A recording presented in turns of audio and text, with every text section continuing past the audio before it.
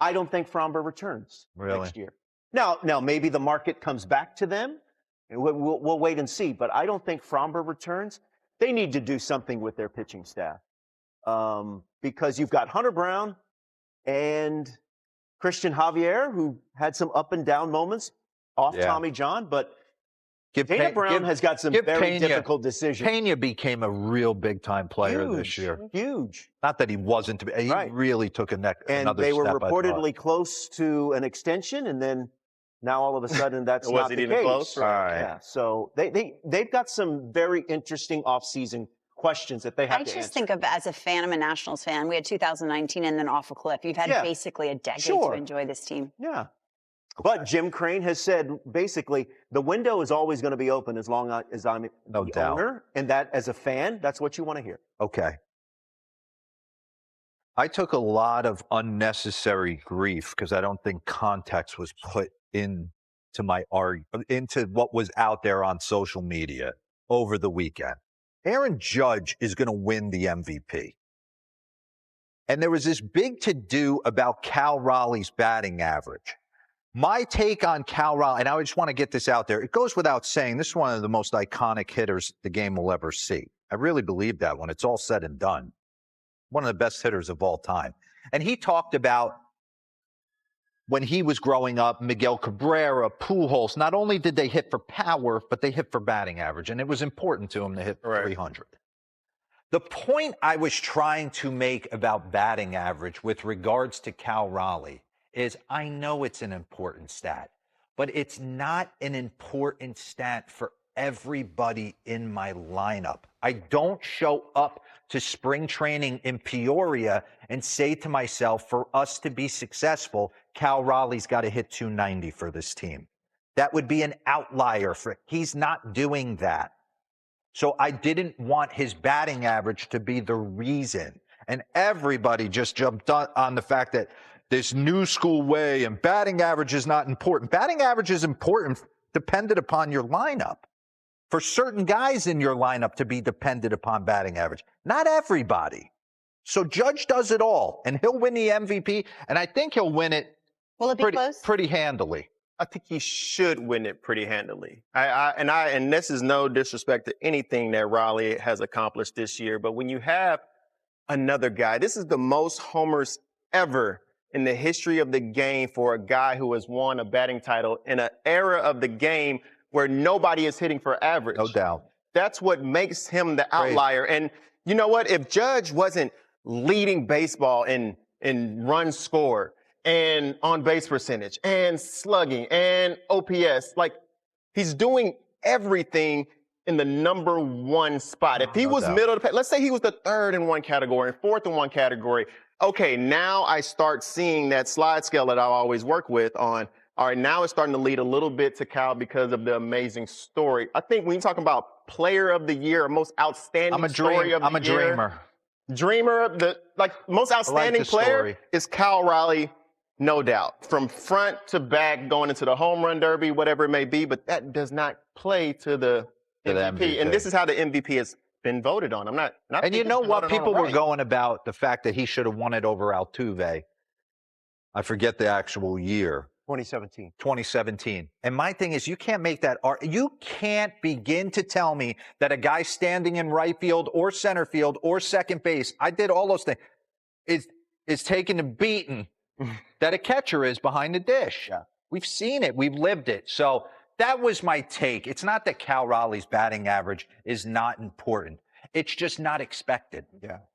So I'm shocked. Right? And it's not needed for his team's success. And it's not needed for his team's success. So you're telling me people on social media were lacking context? It was know the whole story? There was is that what you're telling quote me? taken out of context. Is that context. what you're telling me? It never happens. Because that does not sound like the social media I know. It's all right. We'll move on. They're not all winners. The Mike Trout experience almost got me fired. Here we go. Bang! Let's give some flowers to National League MVP. I'm not even going to give hot takes on this. This is just pure. And by the way, I say this all kidding aside. Gabe Speier, when you're talking about like Team USA and relievers. It's like relievers are very fluid, and Eric Nays is a huge fan of Gabe Spire. So that was secretly an audition yesterday. He got him to 0-2. And Ohtani, if we face Japan, he took him dead center. So I thought that was funny. But the numbers, it's crazy, CY, what he's doing. Do you like the Snell, Yamamoto, Ohtani 1, 2, 3, like JP was saying earlier for this wild card series? Do you like that order? You know, it's interesting to me. I think I would have went Yamamoto. I don't know the day's rest in between off the top of my head. Nays, could they have gone Yamamoto? Or it was lined up for Yamamoto? For Ohtani. It was lined up for Snell to make this. What's fascinating to me about Ohtani is he can be whoever he wants to be. I know. Any year. Like going into the season, Remember the bags he wanted to steal it's last like he year? sits at home and says, all right, who do I want to be this year? What all is the team going to ask of me this year? Okay, last year the team's not going to ask me to pitch. Okay, I'll steal 50 this year. This team I got to pitch. All right, I'll take a step back on the stolen bases. I'll go out there and show you how dominant. It's fascinating. No other player in the game other than Aaron Judge with the bat goes into the season saying, I'm going to dominate this year. And I think he's got an axe to grind with the World Series, even though they won it last year. He was hurt, nicked up, didn't show his best performance. I think he wants to pitch in it. I think there's a lot on the line for him. For sure. Absolutely. Okay, over the weekend, I want to give love. There was the teams did an awesome job of giving some farewells to some guys that certainly are deserving. Yeah. So we're gonna start here in Seattle. For Freddie Freeman to come out and take out Clayton Kershaw, I mean, it goes without saying, this is the best left-hander of our generation. First ballot Hall of Famer. We talk about guys not only going into the Hall of Fame, but being one of the best of all time. We can go down the line. With Bob Carpenter, I mean, you know this, playing so many years in the show. Baseball announcers for your team and the baseball beat writers grind with you. It is the late nights right there with you. Yeah. So I thought it was interesting. He was the soundtrack so many summers. Yeah, I thought it was interesting. The Nats put out like a farewell to him, and it was like A-listers now. Joe Buck. He's lived a life, Bob Carpenter. Yeah. He had Lee Corso on there. And, he used to call Joe Buck. college football he used back to do a lot of amazing stuff and just congratulations awesome guy on all those outstanding careers. Yeah. Okay, let's take a quick timeout. Still to come here. We're going to announce the pitch hand for the month of September, and we are making, listen to this, some pitch hand history. Okay. What? Welcome, everyone. It's MLB Tonight postseason preview presented by Strauss. Brian Kenny with Jake Peavy, Tom Verducci. The brackets are set. Went down to the last day. We went down to the last minutes, but we finally have it, and we have the matchups for you. Let's start right there and just launch right into it and take a look at the bracket and who is playing who. Wild card round, Dodgers and Reds, Padres and Cubs in the American League, Tigers and Cleveland, Red Sox and Yankees. We start with the Dodgers, the defending World Series champions. I'm dying to say a tad disappointing, Tom Verducci, as they go to the wild card round. Focus on the matchup first. Runs per game. Look at the Dodgers, second in all of baseball. Hitting, second in all of baseball. Top 5 starting pitcher ERA. DRS, by the way, is defensive runs saved. Dodgers are a better defensive club. Base running runs, Reds with Ellie De La Cruz run a little better. Tom, thoughts on the Dodgers, given that normally they do not have to mess with the hoi polloi. They don't have to dabble with the wild card round. They're used to winning their division and waiting for a week. Yeah, just the second time in the last decade they don't have the bye getting into the DS. But when you look at those numbers, season numbers, I look at what are you doing lately? And they're a different team lately because of their starting pitching. They've got Ohtani throwing the ball great. They've got Blake Snell throwing the ball great. Tyler Glasnow. They're in a really good position. So for me, it's about Ohtani. First time we get to see him as a pitcher in the postseason, of course, still going to hit as well. And when I saw him last time out against Arizona, wow. I mean, he was pitching off his fastball for the most I've seen him in a long time. He was hitting 99 in the 6th inning, averaging 99 in the 6th inning, held his stuff, went to 91 pitches, fully operational for postseason baseball. It's not like there's governors on him giving the ball and, oh, we're going to have to get him out after 3 or 4 innings. No, and we know what he does offensively. We're in for a treat. First time we get to see the Babe Ruth of our generation, both sides of the baseball, in the postseason. That is unbelievable. Just as you're looking at it, you're looking at 47 quality innings, and he was limited to that. And he's slugging .622. I mean, we never thought this was possible. Reds did win 8 of 11 to grab the 6th seed. Again, the Mets are another topic, obviously, but the Reds did win a bunch to get there. Thoughts on their chances against what we know is a very loaded #1 payroll Dodgers club? Well, let's just say it's a 3-game set. I like that for the Reds' favor. If this series goes longer, I think the talent might play out like we see. But for right now, you're talking about Hunter Green. Lodolo was excellent in his last start, and Andrew Abbott are probably the 3 starters they're going to face. These guys can walk out to any major league game and show up and put the Dodgers in a tough situation. Look, the Reds obviously have gotten some big arms down there. Pagan's pitched great down the stretch. Ashcraft in that bullpen with others. They're formidable. Tito Francona, Mike Napoli, I know very well in that clubhouse. These guys are believing and made a run. They've got nothing to lose. You make a great point that I would have just skipped right over, is just because it's not a knockout round doesn't mean it's a short series. And that, like all these teams toward the top, anybody can beat anybody. We're going to make predictions later. I'm essentially throwing a dart at a dartboard. Right. We don't know. This from the Dodgers, by the way. Clayton Kershaw, who pitched on the final day of the regular season on Sunday, will not be on the Dodgers wild card roster. So he made his normal start today. He's had a good season, Tom. He's just edged out, really numbers game. Yeah, he's not going to start, obviously. It's a short series, as Jake said. I mean, longer series, maybe he's back on the roster. I'm curious. I thought maybe there'd be a spot for him in the bullpen. I mean, you don't tend to have a long guy in a wild card round, so. But when you look at their bullpen here, I look, this is a different kind of bullpen for Dave Roberts. I'm not sure what his end game is. Probably Vesia, to me, is the most valuable guy for him late in the game, especially because you want Ellie De La Cruz on the other side of the plate. You want the lefty there. I think Roki Sasaki is going to play a big role for Dave Roberts. I'm not saying 9th inning, but I think I'd be comfortable giving him high leverage spots. Maybe it's a 7th. Maybe it's middle of the order in the 6th inning. You're not going to bring him in the middle of an inning.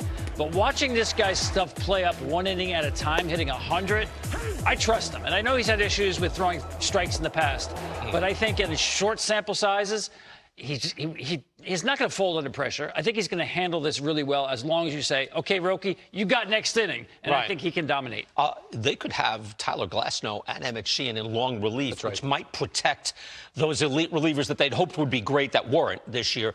But, yeah, we got a glimpse of that when it was like a whole bunch of starters in there, including Kershaw, start the other day. And, not start, but coming out of the bullpen and just give them length. Yeah, this is the one question for the Dodgers for me is if you've watched them play this last week, you haven't known who's throwing the 9th inning. They don't have a closer. That is not the ideal way to walk into the postseason.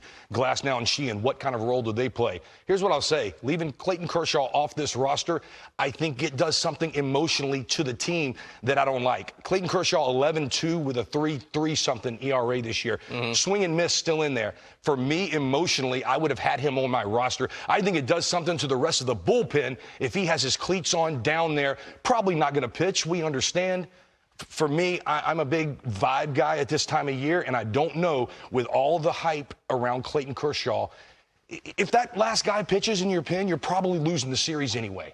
I would have him on there just emotionally locked in and engaged. That's what I'll say. I'm kind of with you because he's been good, Tom. Again, I'm not even going vibes. I'm like, he's been effective. He's also looked like a guy that can deal.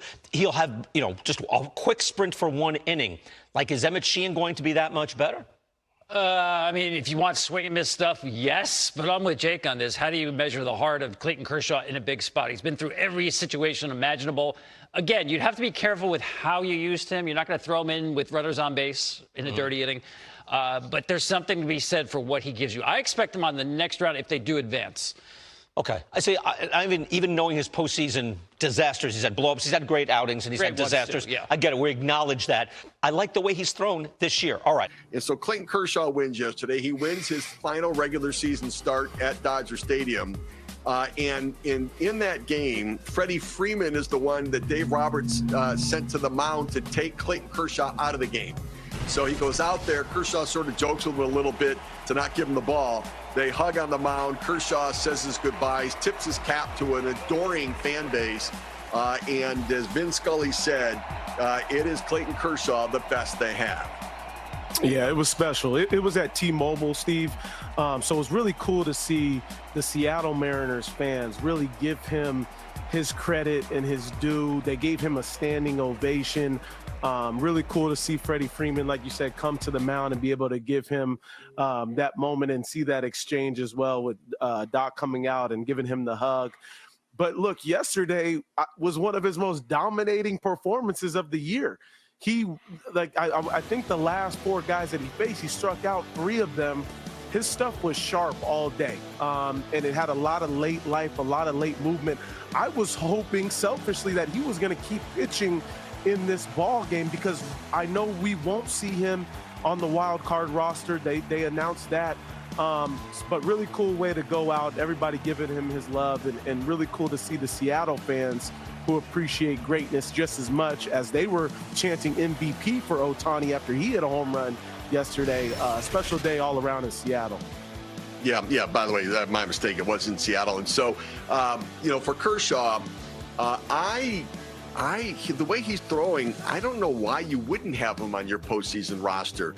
With questions in the bullpen, with the potential that maybe you need some length out of somebody, it sure seems to me that I would want him in the mix there as part of it. And I understand that his postseason numbers haven't been great in his career.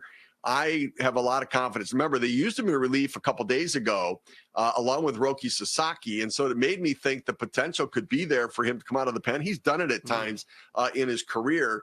Do you think that if they get beyond the wild card round, they get to the division series or the LCS, that they could potentially use him in some capacity still? I do, Steve. And me and Jake Peavy were having this conversation yesterday, and Peavy was, mentioning to me just even from the Padres perspective this year, right? Certain guys that they may be looking at putting on the roster for the wild card, and you have to think about culture in a sense. You have to think about what somebody provides or may not provide if you take that presence off of the roster. Certain guys may be like, whoa, wait a minute, that doesn't make any sense. This guy's been battling with us and he's had some of the better numbers. But obviously roles come into play and how a guy will be used and how often. So you take all those things into consideration. But I do think, if we see this Dodgers team go to the NLDS, we could see Kershaw back on this roster. Yeah, it's going to be interesting to see. And it's still a little unclear. I mean, Dave Roberts did seem to indicate that Blake Snell would be game 1 starter in their series and against the Reds. And then it sounded like maybe it could be Ohtani potentially starting in that game. And so it's not officially announced yet, but we'll wait and see on it. By the way, on our text line, Fabian in Riverside, California texted us and said, I'm really excited for my Dodgers. I can't believe how great they looked against Seattle. With the way the bullpen has been, I was worried. They really flipped the script and were looking great. Let's go Dodgers. And then our buddy Kyle in Cincinnati, I told you if the Yankees didn't win the AL East, I would admit I was wrong. Well, I was wrong, but it wasn't for a lack of trying. Super excited for the postseason to get started. And I'll tell you, that pathway for the Yankees right now, if they get to a World Series, they will have earned it. I mean, to go through the Red Sox and then potentially the Blue Jays and then potentially Seattle or Detroit or Cleveland, but likely Seattle, it feels like. If they get to a World Series, they will have earned the right to get there because that is not going to be an easy pathway for them at all. Well, shout out to Kyle, who, so often calls in and texts in about his Cincinnati Reds. And it seems like he switched over to being a Yankees fan quick. I wonder how fast he switches back with the Reds making the postseason this year. But I think to your point about the Yankees, it's been like when you have to go up against your rival, first and foremost, that's not going to be easy within itself. Will have battled through that. And I look at a team that's ultimately just like the Dodgers, kind of turning the corner and starting to look more like themselves consistently with the power of that offense. But also it seems like, dare I say, the bullpen seems to be looking like itself too, or what it should be with Devin Williams, Fernando Cruz, Weaver, and Bednar being able to close those games. So the Yankees, to me, are shaping into form at the right time. Yeah, I think give some managers credit that they've been able to get their bullpens back on track again. Toronto's bullpen back on track again. The Dodgers are better in that bullpen getting back on track a little bit right now. The Yankees and that's a manager finding the right spots to get people in a position to get the job done, and a lot of credit to them for it. All right, we're going to come back. We're going to give you the end results of the regular season for the morning matchup. Who won on Friday? And maybe we'll mention who won over the course of the season next in the leadoff spot on MLB Radio and TV. Finally, speaking of money, Dodgers are back as division champs, but they made it a point to slow play it through the regular season, and maybe that's smart. If you're that deep, you should be able to win your wild card series. As we've seen over the last 4 years, the top 2 seeds are just 6-6 against the wild card survivor in the division series. There just hasn't been an advantage to getting the week off to reset your staff. Speaking of which, I know you don't owe anybody anything, and everyone should submit to what's best for the club. But I don't like the Dodgers keeping Clayton Kershaw off the postseason roster. It struck me as wrong when I first heard it. First ballot Hall of Famer, longest tenured active player on any club, let alone your club, the only one to go through your entire modern run. That doesn't mean he gets an honorary spot, and I'm well aware of his postseason problems. But Kershaw has pitched well. He had a 1.88 ERA in the month of August. He started to do bullpen stints. He just threw 5 scoreless in Seattle. And here's who the Dodgers are going with instead of Kershaw. Don't put the ERAs up there. Now, you can see they're left-handed pitching. Jack Dreyer, Alex Vesia. Vesia is their best guy. Anthony Banda. Look at that. Left-handers, 295, 302, 318. They're pretty good. Roki Sasaki, he just got out of the wilderness. He comes in. But while they're good, there's no, shutdown fireman in there. All of these guys, all of them are better than Clayton Kershaw? Maybe. But he's been your warrior for a long time. To me, it's got to be clear-cut. I didn't mention Robleski, a 4.32, but he's got a good strikeout rate. It has to be clear-cut to make this sort of ruthless move, and I'm not quite seeing it. Cup of Joe time. Joe Madden is back. Joe, Brian Kenny here. Great to have you back on the program. Great to be here, BK. Good to see you, buddy. A lot going on. Clayton Kershaw not on the wild card series roster. Your thoughts on that? Makes sense to me. Regarding, him as a starting pitcher right now, which I think you have to view him as in a short series like that, 3 days, no days off. The recovery time for him has to be greater than a lot of the other guys. They're fine on the starting rotation, getting through this whole thing.